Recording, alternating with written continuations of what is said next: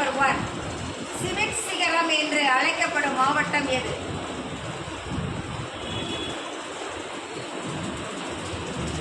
புயம்பூமி என்று அழைக்கப்படும் மாவட்டம் எது?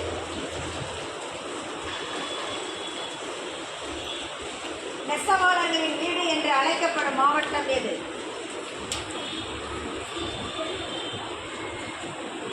நெற்களஞ்சியம் என்று அழைக்கப்படும் மாவட்டம் எது?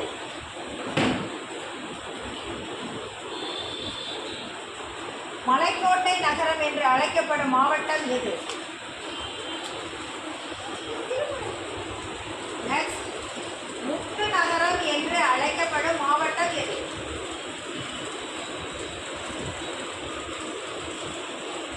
தூங்கா நகரம் என்று அழைக்கப்படும் மாவட்டம் எது? குட்டி ஜப்பான் என்று அழைக்கப்படும்